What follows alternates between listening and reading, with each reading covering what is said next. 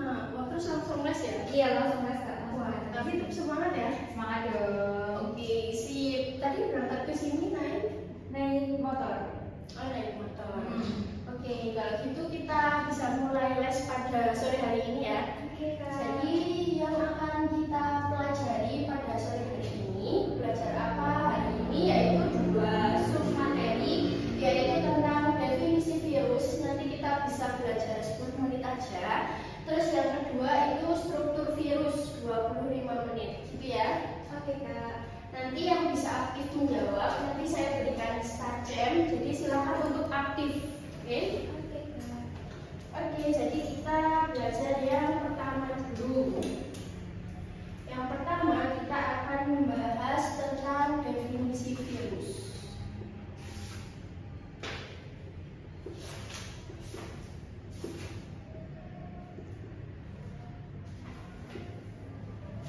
Nah, sebelumnya ada yang udah tahu apa itu virus? Nggak tahu Kak. Belum tahu ya, tapi kalian masih ingat gak sama masa pandemi COVID-19 di 2019? Masih Masih? Itu dulu kalian kelas berapa ya? kelas 7. Aku kelas 7. Ya, jadi dulu waktu kalian merasakan pandemi, itu kalian kegiatannya ngapain aja? belajar online. Ya, belajar online. Terus Di rumah aja nggak ngapa-ngapain.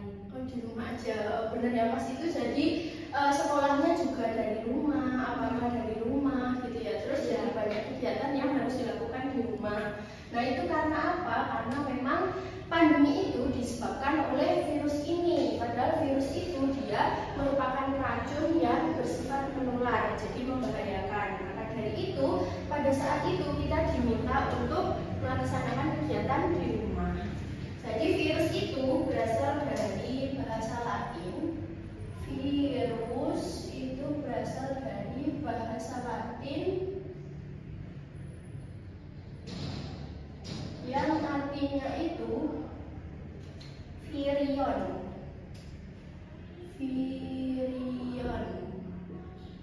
Nah, virion itu apa? Virion itu ya virus gitu. Jadi kenapa kok dinamakan virion? Ini artinya racun. Oke, terus sekarang kita belajar karakteristiknya. Karakteristik virus. Nah, karakteristik yang pertama sesuai dengan namanya, dia itu bersifat racun. Yang pertama itu bersifat racun. Terus yang kedua, dia itu ukurannya lebih kecil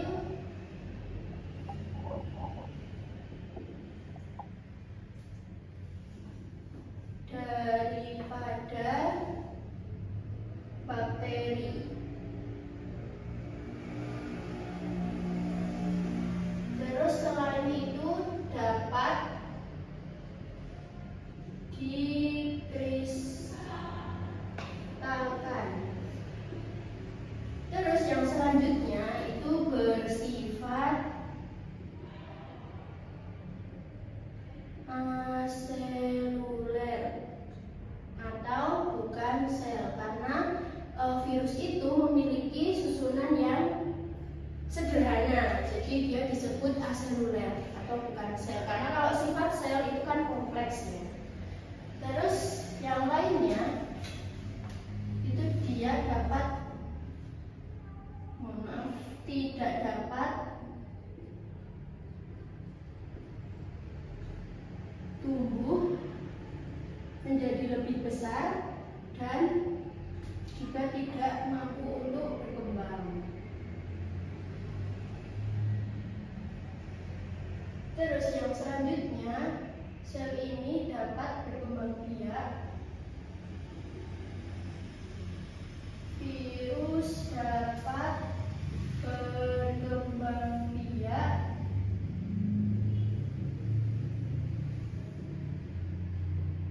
pada inangnya. Ya, Jadi virus itu dapat berkembang biak pada inangnya. Maka dari itu virus itu disebut sebagai parasit obligat. Jadi disebut sebagai parasit obligat. Karena virus hanya dapat berkembang biak atau melakukan perbanyakan diri itu pada sel inangnya. Maka dari itu dulu saat pandemi COVID-19 itu kita disuruh untuk rajin mencuci tangan. Itu karena apa? Yang tahu? Biar virusnya nggak masuk ke dalam tubuh. Iya, betul. Jadi agar virusnya itu tidak menempel pada sel inangnya. Karena kan virus COVID-19 itu inangnya berarti manusia yang mana berupa saluran pencernaan. Jadi kita disuruh rajin cuci tangan, jangan menyentuh hidung, jangan menyentuh mulut gitu ya. Nah, terus yang selanjutnya, virus itu juga dapat beradaptasi dan berevolusi. Dapat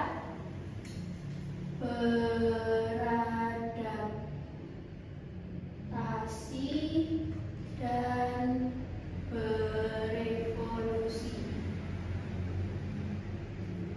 Nah, karena virus dapat beradaptasi dan berevolusi, sehingga virus COVID-19 aja yang lebih tepatnya SARS-CoV-2 ya, itu memiliki beberapa varian. Ada varian alfa, gamma, beta, bahkan sampai omikron kan yang kemarin penyebarannya itu sangat cepat gitu.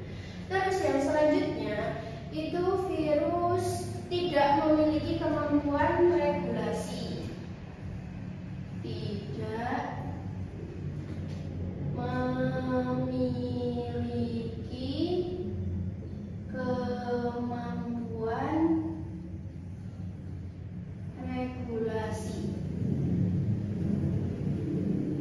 Terus yang selanjutnya virus itu dianggap tidak menanggapi rangsan. Virus dianggap tidak menanggapi rangsan, baik itu pH ataupun suhu dan lain sebagainya itu tidak ditanggapi oleh virus. Nah, ini beberapa definisi virus. Kemudian dari karakter-karakter ini adakah yang ingin ditanyakan? Belum ada. Oke, kalau belum berarti kita lanjutkan yang struktur virus. Kedua, struktur virus. Nah, struktur virus ini sebelumnya saya tanya terlebih dahulu, ada yang masih ingat bentuk virus COVID-19 itu seperti apa? Kayak bola. Ya, bola, terus ada garis-garisnya itu ya, kayak matahari itu ya. Nah, jadi struktur virus itu ada beberapa macam, tapi yang paling umum, jadi ini struktur secara umum dulu ya. Struktur secara umum. Nah, secara umum yang kita tahu itu yang pertama ada yang namanya envelope. Jadi yang pertama itu envelope. Nah, envelope itu yang kayak kalau di virus COVID atau SARS-CoV-2 itu yang kayak matahari itu. Jadi yang kayak pancaran sinar matahari itu envelope. Nah, ini tersusun atas protein. Tersusun atas protein.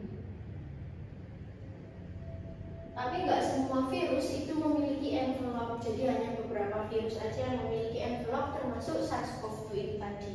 Nah, envelope ini juga punya nama lain yang namanya itu spike. Nah, dia untuk menempel pada inangnya. Kemudian yang selanjutnya itu ada materi genetik. Jadi selain spike ini di dalam struktur tubuh virus itu ada yang namanya kapsid. Jadi yang kedua itu adalah kapsid. Nah, kapsid ini berarti struktur terluar dari tubuh virus. Nah, kapsid ini tersusun atas beberapa kapsomer. kapsid tersusun atas beberapa kapsomer. Nah, kemudian untuk yang struktur virus yang ketiga, ini yang secara umum ya Mas Ian, ini yaitu materi genetik. Nah, di materi genetik ini virus itu hanya memiliki salah satu DNA atau RNA. Jadi satu virion atau satu virus hanya memiliki satu materi genetik. Nah, materi genetiknya ini bisa DNA atau RNA.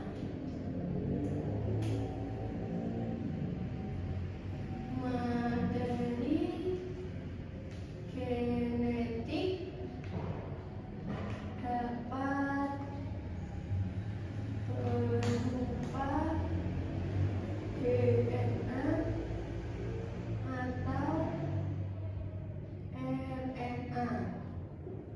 Nah, DNA dan RNA ini pun juga terbagi menjadi dua, ada yang single strand atau satu ikatan dan ada yang double strand atau dua ikatan. Nah, nanti untuk singkatannya DNA ini kan nanti dibagi menjadi dua, ada yang single strand dan double strand.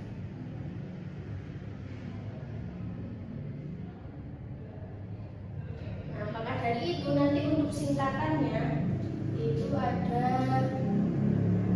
ssRNA dan ada ssDNA.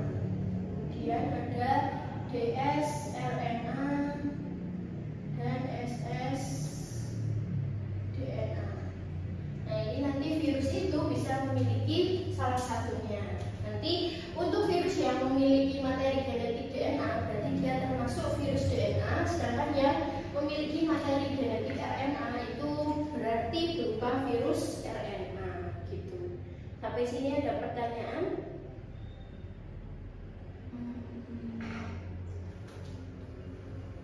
Belum, Pak. Belum ya? Iya. Kemudian untuk tambahan. Nah, tambahannya itu kan kadang ada yang masih bertanya-tanya. Ini tambahannya. Tambahan. Ada yang masih bertanya-tanya, kapsid, bedanya kapsid, kapsomer itu apa ya? Jadi kalau kapsid itu kan yang menghubungi DNA dan RNA. Di bagian yang menghubungi DNA atau RNA. Jadi yang menghubungi materi genetik. Kemudian kalau kapsomer itu yang menyusun kapsid. Jadi kapsomer itu tersusun atas kapsid, menyusun kapsid. Kemudian untuk yang ketiga, nukleokapsid. Nah, kalau nukleokapsid ini berarti gabungan antara kapsid dan materi genetik.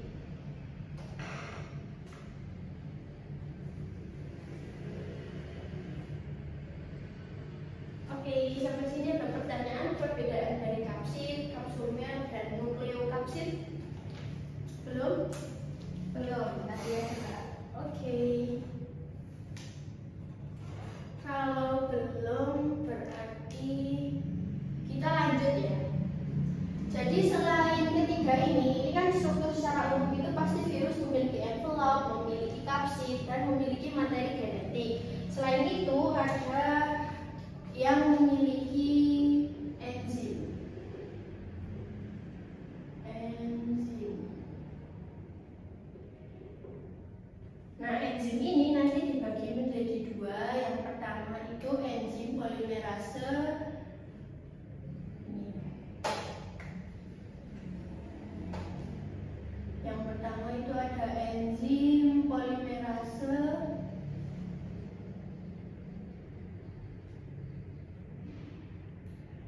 fungsinya untuk mensintesis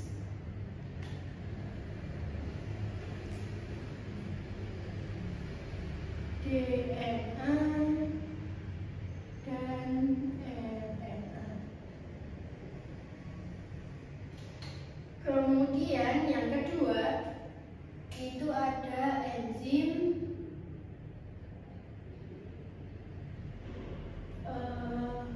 sebentar. Ada enzim lisozim. Enzim lisozim ini berfungsi untuk menghancurkan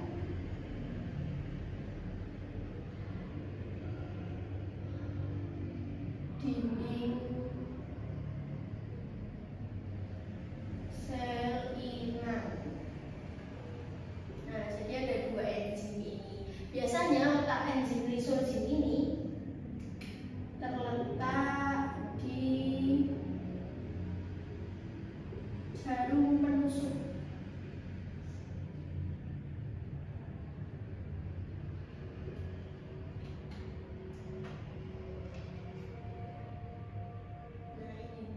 Di jarum penusuk. Kemudian selain enzim itu ada bagian-bagian lain yang biasanya dipelajari itu pada bakteriofag. Jadi kan tadi kalian tahu, ada masih ingat tadi virus itu dibagi jadi apa aja? Tadi ada alfa, terus ya beta, gamma, dan omikron ya. Nah, jadi perbedaan dari macam-macam virus itu disebabkan karena adanya perbedaan envelop ini. Lah terus ada berbagai macam virus. Nah, salah satunya yang sering dipelajari di sekolah itu bakteriofag. Ya kan, ini tadi sudah aktif Mbak Kedasi, saya beri target. Oke, makasih Kak. Sama-sama. Jadi nanti virus yang dipelajari di sekolah itu biasanya adalah bakteriofag. Ini sudah difoto atau dicatat? Sudah dicatat Kak? Oh ya sudah, berarti yang bagian sini sudah saya hapus ya? Bisa. Oke.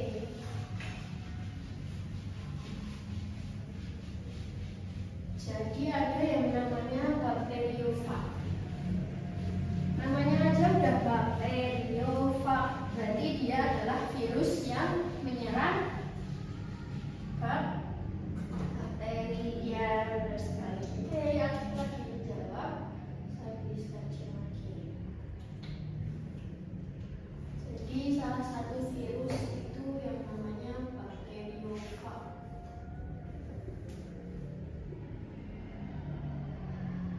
Nah, bakteriofag ini adalah virus yang menyerang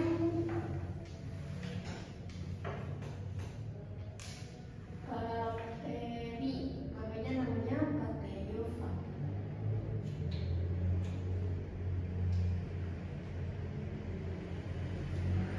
Nah, virus ini itu dia memiliki struktur yang paling kompleks di antara virus-virus yang lain, karena kan virus kadang ada yang tidak memiliki spike dan lain sebagainya. Kenapa kok digunakan di sekolah dalam pembelajaran itu? Karena dia memiliki struktur yang paling kompleks. Nah, strukturnya itu saya gambarkan terlebih dahulu ya. Jadi bentuknya itu seperti apa ya, segi 6 ini. Terus dia memiliki leher. Setelah itu dia memiliki tabung leher ini. Terus dia memiliki lempeng dasar, memiliki jarum menusuk, dan memiliki kaki. Selalu ekor ya, dia kaki sih. Seperti laba-laba. Dan tidak lupa ini materi genetiknya. Jadi bagian-bagiannya itu dibagi menjadi 3. Bagian ini adalah kepala. Terus bagian yang kecil ini sini adalah leher.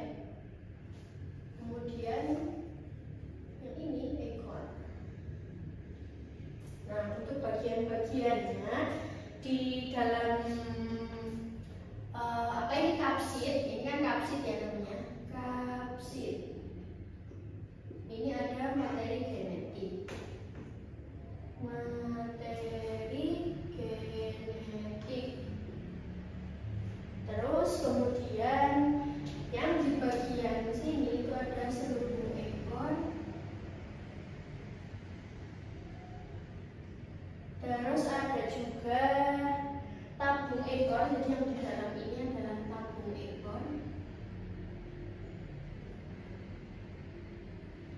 Tabung ekor. Kemudian ini jarum penusuk yang tadi mengandung enzim lisozim. Ini jarum penusuk yang fungsinya dia akan menusukkan materi genetik di tubuh inang. Terus yang ini adalah serabut ekor.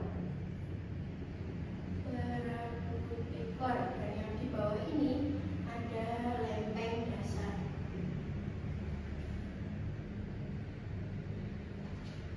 Nah, ini sudah paham sama gambarnya. Jadi gambarnya memang seperti laba-laba ya, punya kaki juga, tapi itu bukan kaki, melainkan serabut ekor. Jadi nanti fungsinya ketika ada bakteri kan biasanya bentuknya oval ya, seperti tabung gitu ya. Terus si fungsi dari serabut ekornya ini dia akan menempel pada tubuh bakteri, kemudian nanti jarum penusuknya ini akan menusuk dinding sel dari sel bakteri, kemudian dia akan menyalurkan materi genetik ini nanti lewat tubuh ekor, terus habis itu nanti disuntikkan ke dalam tubuh inang melalui jarum penusuk ini. Jadi yang akan merusak dinding selnya itu jarum penusuk karena dia mengandung enzim lisozim tadi ya. Jadi sekarang saya tuliskan fungsi-fungsinya. Fungsi bagian-bagian virus.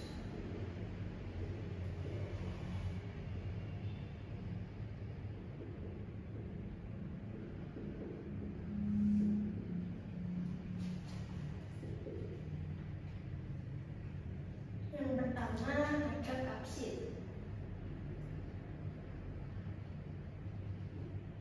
Kapsid berarti dia berfungsi untuk melindungi materi genetik ya. Berfungsi untuk melindungi.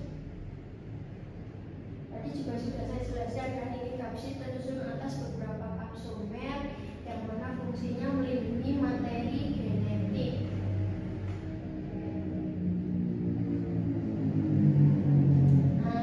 Yang kedua itu ada materi genetik.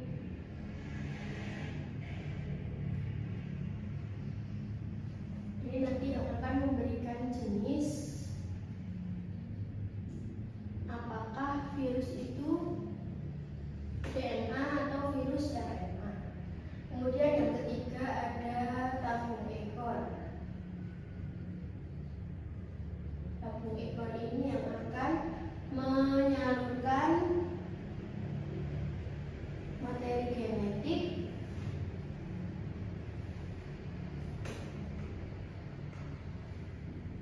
dari kapsid menuju sel inang.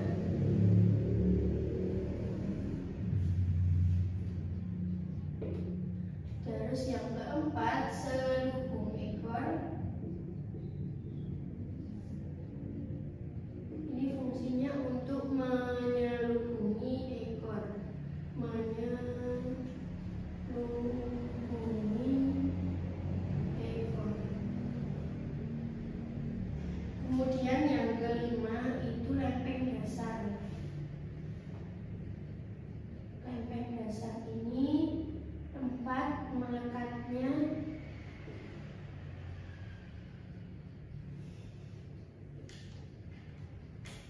jarum penusuk.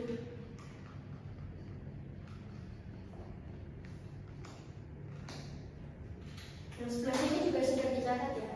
Sudah, oke.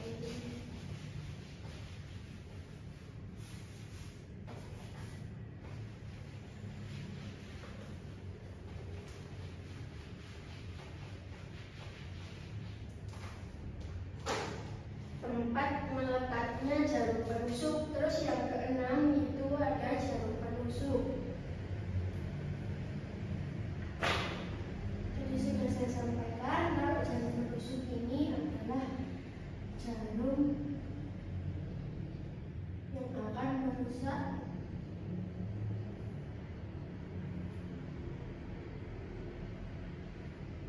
dinding sel bakteri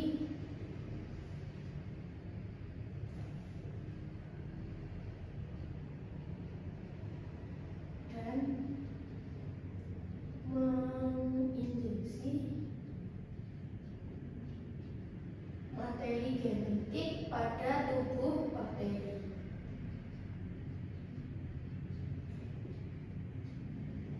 Pada tubuh bakteri. Kemudian yang ketujuh itu ada serabut ekor. Ini fungsinya untuk melekatkan tubuh virus pada tubuh bakteri.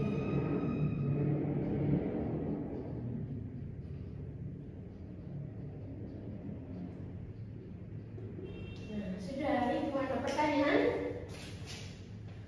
Tidak, tidak ya. Ini menginjeksi materi genetik dan merusak DNA sel. Terus ini melekat tubuh virus.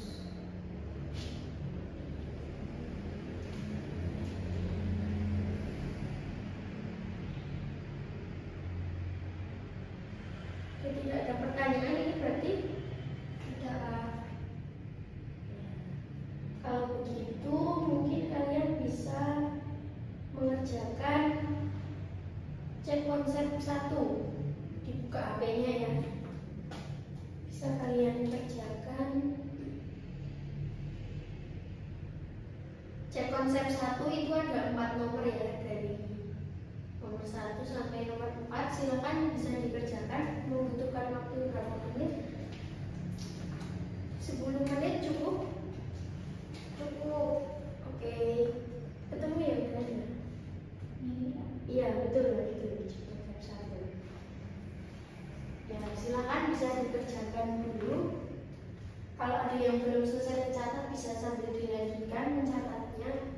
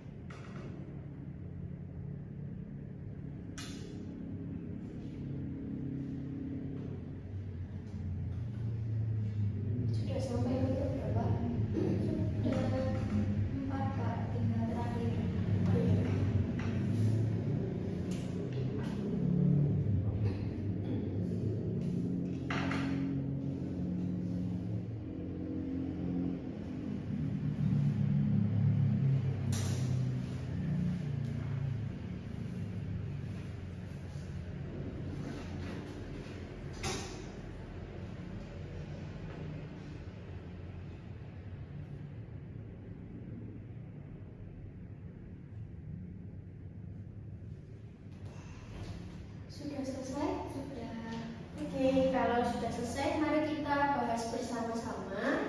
Nanti yang bisa menjawab saya tambahkan stagemnya. Jadi silakan kalau yang bisa coba menjawab ya. Mari kita bahas dari nomor 1. Itu nomor 1, virus sangat bergantung pada sel inang untuk melakukan replikasi atau memperbanyak diri. Karena itu virus disebut sebagai, yang bisa jawab? A. Ya, benar ya. Jadi virus itu karena bergantung pada sel inang untuk melakukan replikasi sehingga dia disebut sebagai parasit obligat intraseluler, karena virus tidak dapat memperbanyak diri atau melakukan replikasi di luar tubuh sel inang. Gitu ya. Oke, lanjut yang nomor 2. Yang nomor 2 itu ada beberapa ciri-ciri virus. Yang pertama, bersifat aseluler. Yang kedua, memiliki materi genetik berupa RNA dan DNA bersamaan. Kemudian yang ketiga, virus hanya dapat bereplikasi di dalam sel inang. Dan yang keempat, berukuran lebih besar dari sel. Nah, ciri-ciri virus yang tepat ditunjukkan oleh nomor. Dan bisa menjawab? Saya. Ya, silakan. Jawabannya C. 1 dan 3. C. 1 dan 3. Bersifat aseluler dan hanya dapat bereplikasi di dalam sel inang. Yang tadi sudah menjawab 2 kali ya. Saya tambahkan stagemnya. Oke.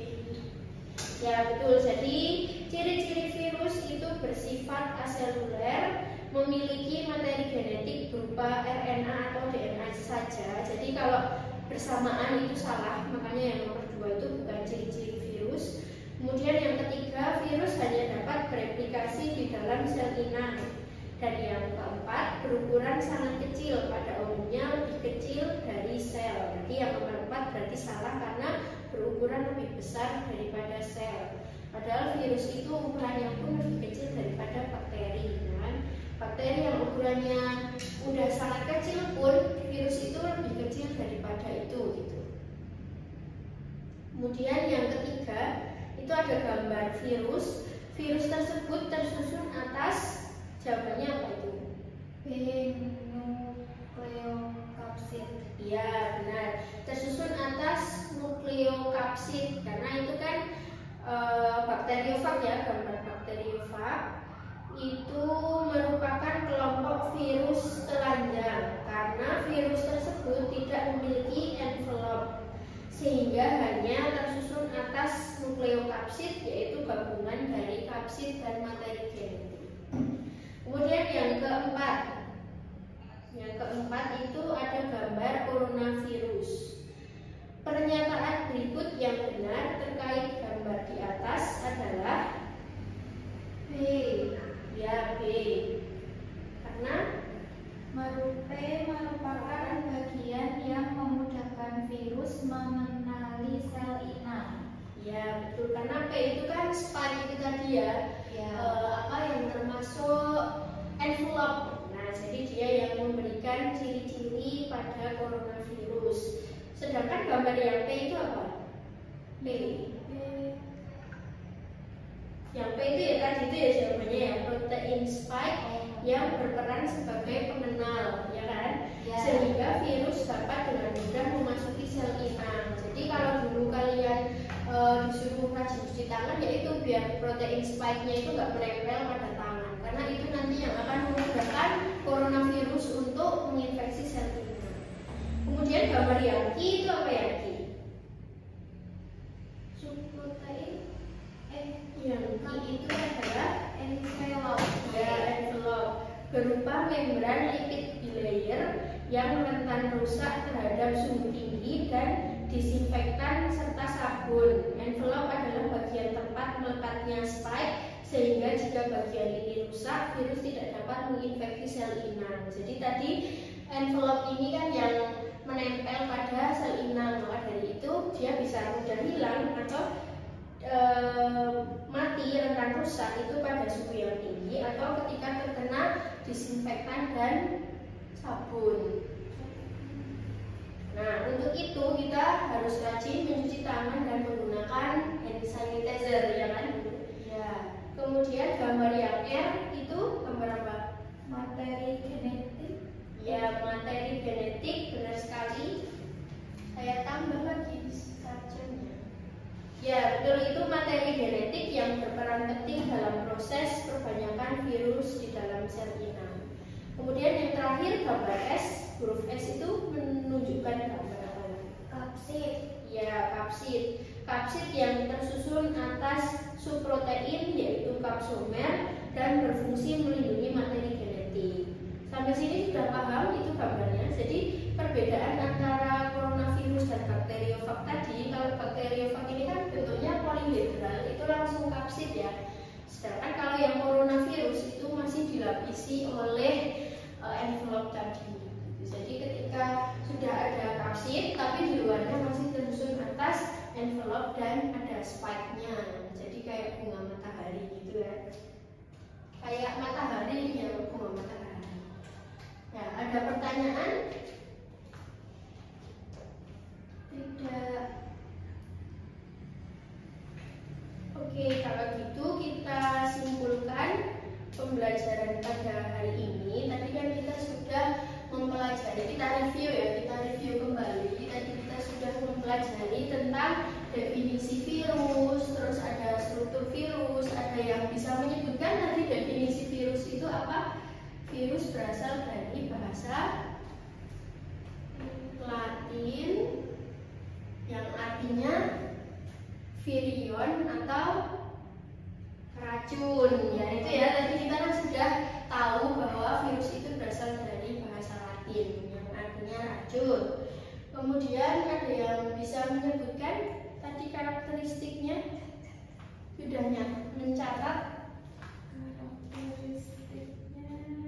karakteristiknya itu tadi sudah dikasih ya.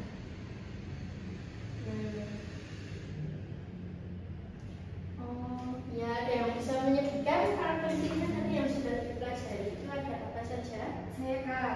Oh ya, silakan Kak. Yang pertama itu tersusun atas materi genetik dan kapsid. Ya, betul. Yang kedua berkembang biak dengan menginfeksi sel inang. Ya. Yang ketiga tidak dapat menyediakan kebutuhan energi. Ya, betul. Yang keempat dapat beradaptasi dan berevolusi. Ya. Yang kelima tidak memiliki kemampuan regulasi.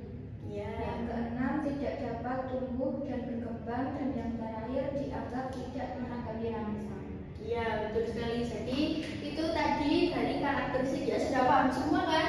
Paham Kak? Oke, kalau gitu yang struktur virus. Tadi struktur virus itu ada kan struktur secara umum dan secara bakteriofag. Tadi maksudnya yang dari bakteriofag dan yang secara umum. Tadi yang secara umum itu ada 4. Itu apa aja tadi? Ada 4 itu.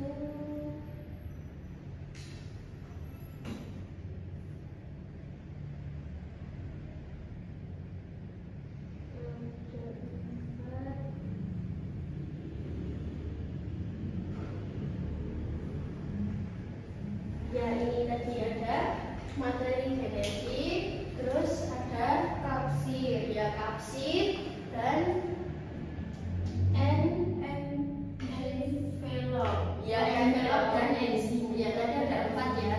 Ada 4, itu ada kapsid, materi genetik, envelope dan enzim. Oh ya, saya tambahkan lagi yang envelope ini.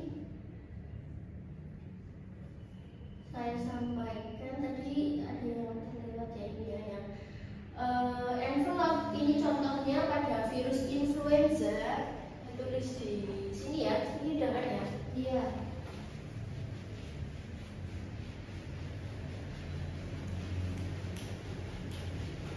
Yang envelope pada virus influenza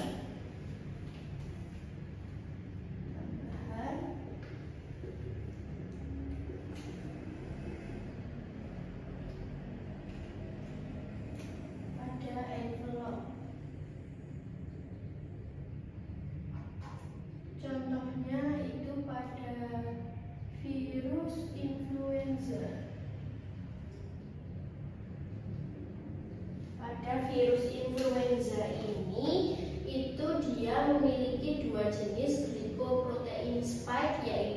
hemaglutinin dan neuraminidase.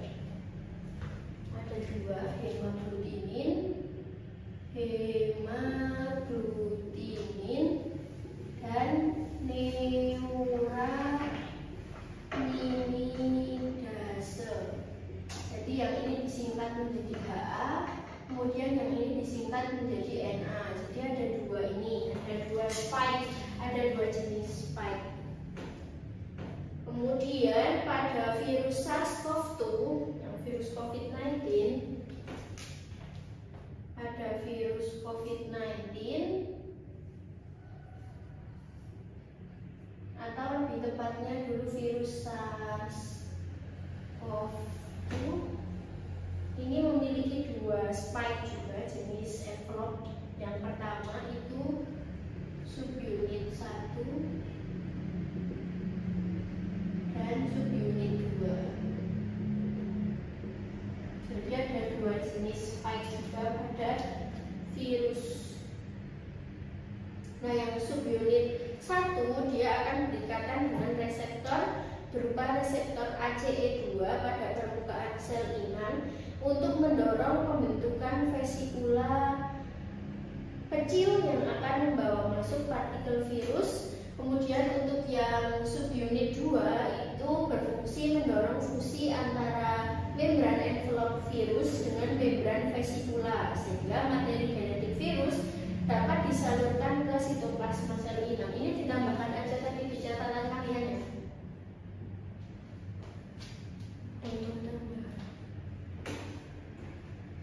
Ada pertanyaan sampai sini? Tidak, Kak. Oke, terus tadi yang selanjutnya, tadi kan udah struktur secara umum. Berarti sekarang struktur yang bakteriofag itu ada 3 bagian utama juga. Ini masih ada di sini. Ada apa aja? Ada kepala, leher, dan ekor. Ya, terus bagian-bagiannya, subbagiannya di kepala itu ada kapsid dan materi genetik. Terus di bagian leher itu hanya ada satu bagian ya, leher. Kemudian di bagian ekor ini subbagiannya ada banyak. Ada apa aja?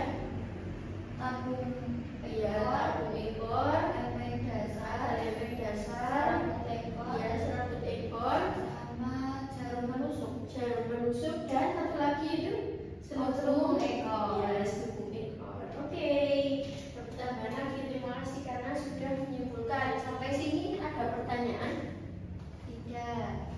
Oke, kalau tidak ada, berarti silahkan bisa diberikan rating di aplikasi kalian. Dibuka dulu untuk rating pembelajaran pada sore hari ini.